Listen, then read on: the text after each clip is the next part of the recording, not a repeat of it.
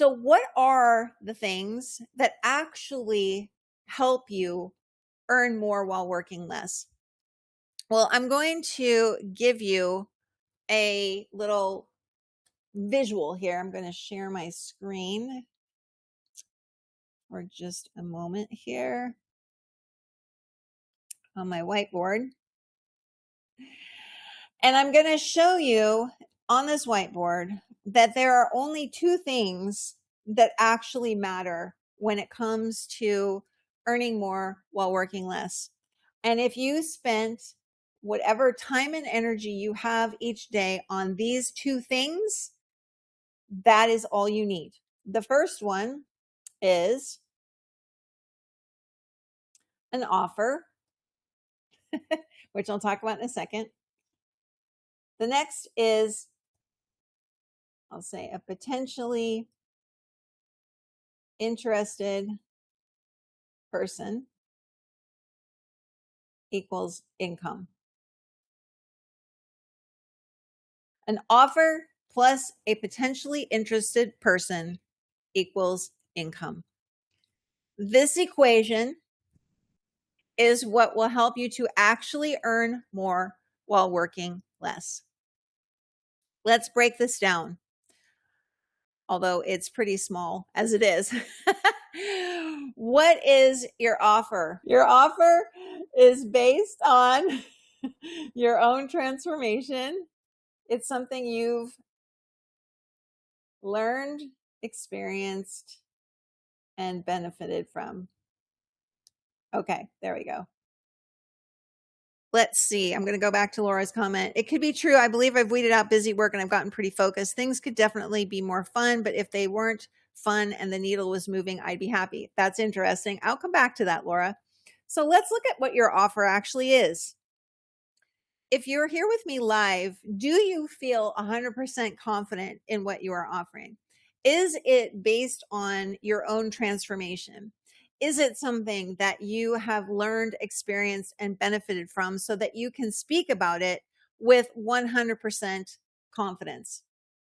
For example, the offer that I have currently that I'm going to share with you at the end of this training is something that I have used my entire time as a coach in one way or another. And now I'm sharing that knowledge with you in a new format that I'm very excited about, by the way. It's something that I have transformed in my own life and business. It's something that I have learned. It's something that I have a lot of experience with, and it's something that I have benefited from. Those are the elements of an offer that will sell. Now you may be thinking, well, what about the interested person part? Here's the thing. If you have an offer that meets those criteria, then that part of the equation is done. Then the only part of the equation that you then have to focus on is this one, right? If you've got an offer that you like, then the only piece of this equation that you need to focus your energy and attention on is getting it in front of a potentially interested person. This is the money equation, an offer you believe in and you know works, and putting it in front of a potentially interested person. Everything else can be set aside. Everything else can be set aside because these are the only two levers that need to be pushed on a daily basis. So let me come out of here for a moment and explain this a bit more. Once you have an offer that you are happy with, maybe you're not completely happy with your offer yet. That's okay. If you have something to sell, that is a start. Most people struggle with the putting it in front of an interested person part because that's what we call marketing and sales, and people don't really like that part of business, so they try to avoid it essentially. And going back to Laura's point, if something isn't fun but it actually moved the needle, you would do it. But that leads to burnout very, very quickly. That is not protecting your energy, because it's easy for us to say, oh, well, okay, so and so guru says that if I post on Instagram every day for 30 days, that I will get clients. But I really don't like Instagram. It's not very fun for me. I don't enjoy writing posts. I certainly don't like doing reels, but I'll do whatever just to get things moving. By the end of that 30 days, even if the needle has moved, if you still don't enjoy what you're doing, then what is the point of that? You will keep going on that treadmill because you'll see that the needle is moving. You'll see that maybe you're getting clients, but pretty soon your energy is going to drop off a cliff because it's been such an exertion to keep going on a treadmill that you're not enjoying, that the business is going to break. I've seen this so many times. And I will tell you that it has happened to me at a couple of points in my business. In fact, it happened fairly recently where I realized I had to come back full circle to the way that I started, which is offer plus interested person equals income. And by offer, I don't mean 10 offers. Let's talk about that for a moment, because this is another energy sap that is making you work more and is decreasing your ability to earn. And that is offering too many things. I have developed a framework I call the power of one. Maybe you have heard me talk about this before. What is the power of one? It means that until you are earning consistent income of, at least in my view, $5,000 a month, you need to be selling one offer, just one offer to one specific type of person. You need to be using just one main marketing channel and have one message. Those are the main elements of the power of one. One offer for one type of person with one message on one main marketing channel.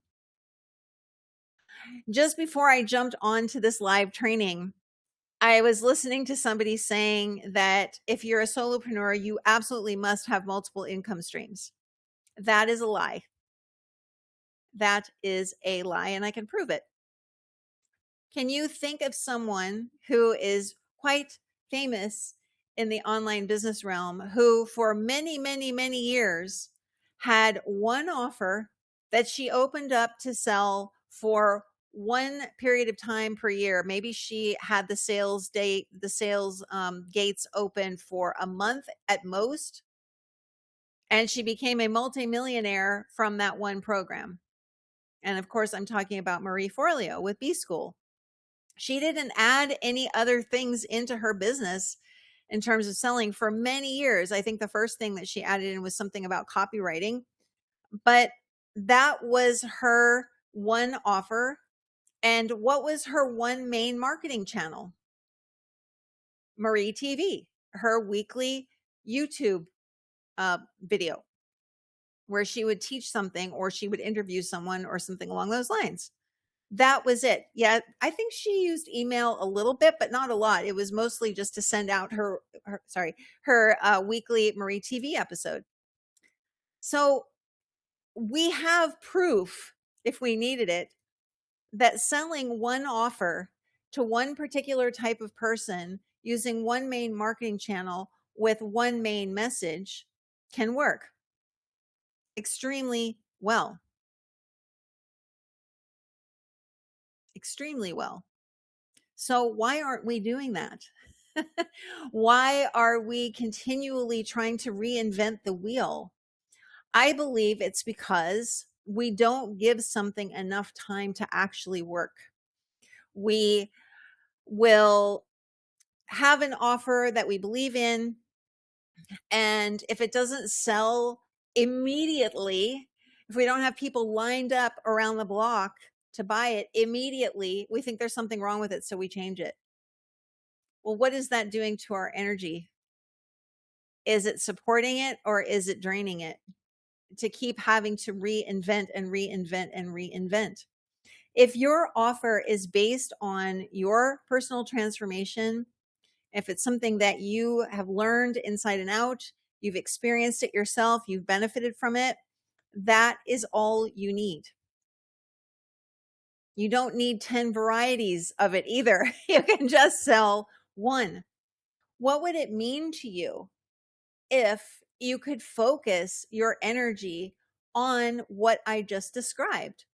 Selling one offer to one type of person, trying to connect with the right people through one marketing channel that you actually like using. Now, I personally have always had great experiences running free trainings like this one. I really enjoy teaching. I enjoy interacting with people.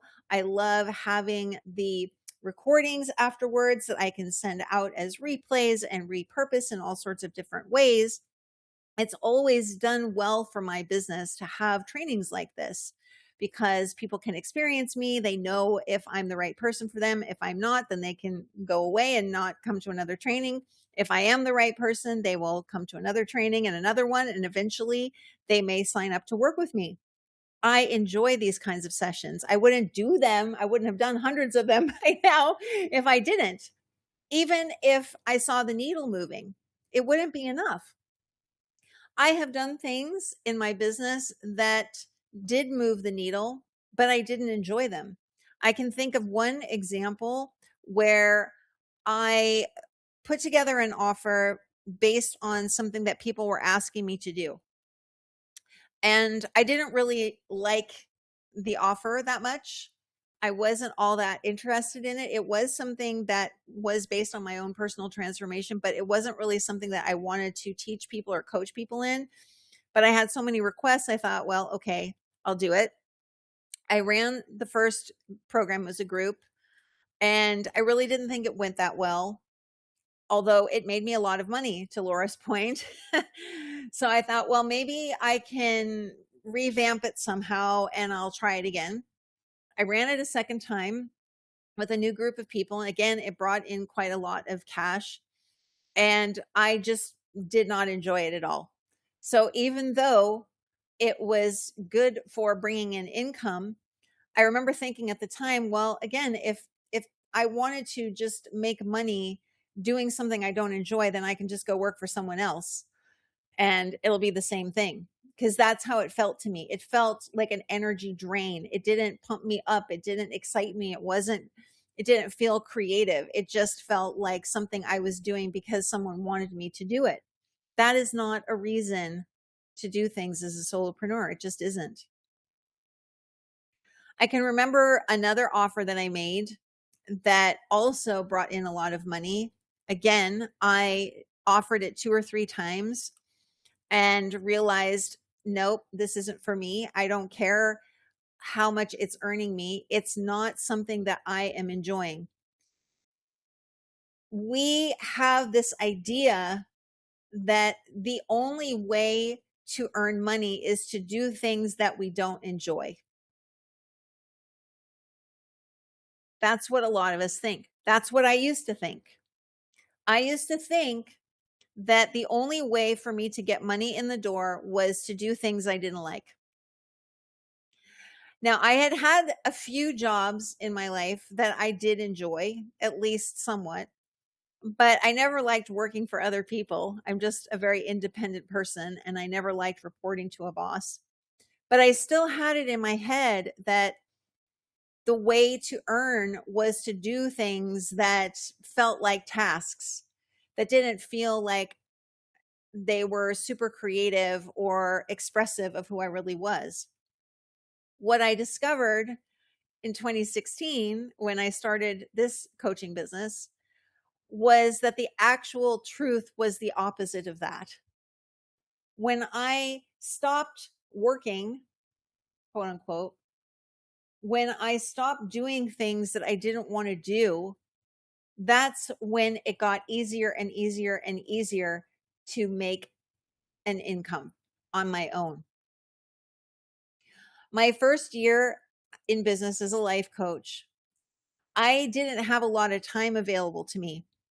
There was a lot going on in my life during that year, including my father-in-law was in the last few months of his life. We had decided we were going to try to make this move from the United States to France, which was a lot of things to get done. My husband at the time was with his dad, so he wasn't at home with me. And I had just been fired from my job, and I had just started this coaching business. So there was a lot going on. I knew at that moment that I had to be very careful and protect my energy. And I had to do the things that I knew had the most potential to bring in income and I also enjoyed.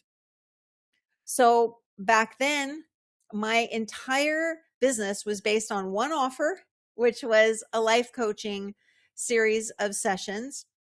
I did have 3 tiers of it, 3 pricing tiers, but it was the same offer. And the way that I connected with people was I ran free live talks. And then I invited people onto a call to talk with me. That was how I sold my offers. So at the time, I had one offer.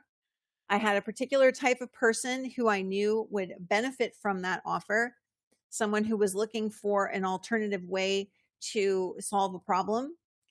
And I focused my energy on creating things to connect with people like that. That was where my entire focus was. Offer plus interested person equals income. I had the offer. I knew what that was. I focused my energy on connecting with potentially interested people in a way that was fun for me. We are not meant to spend our lives in drudgery. That's not what we're meant to be doing. We're meant to be creating and creative. We're meant to be connecting with people in a human to human way. And that doesn't happen if we are continuing to live and work, quote unquote, work by the old rules that have been imposed upon us about what a job is. That should not be part of that equation anymore. So if you're here with me live, I would love to know if there is something that I have said so far that has stood out for you, something that you're going to take away from this training in terms of something you might do differently, something you have heard that has captured your attention. Because when we are trying to do everything, when we are trying to be everywhere, when we're trying to attract everyone, that is when we are working and working and working and not earning. We earn when we have the offer and we present it to a potentially interested person. That is how you work less and earn more. Focus on that. If that is what you get from this training, is that equation that I put up a moment ago, I'm going to put it back up. If you get this offer plus potentially interested person equals income, if you only get that from this training, then that will be well worth it. That'll be well worth it, because this is all that matters right here. This is all that matters, is this equation right here. That's it.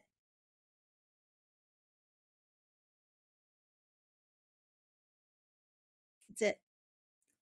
That's where your energy needs to be. And I also think that many of us have overcomplicated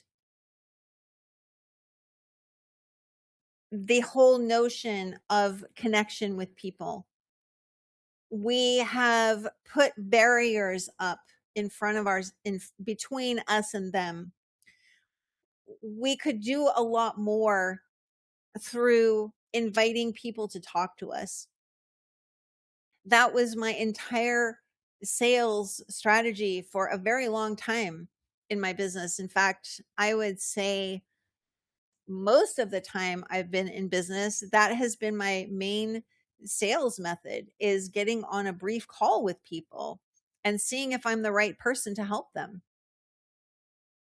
So if you spent your energy on getting people to talk to you, you would work less and earn more.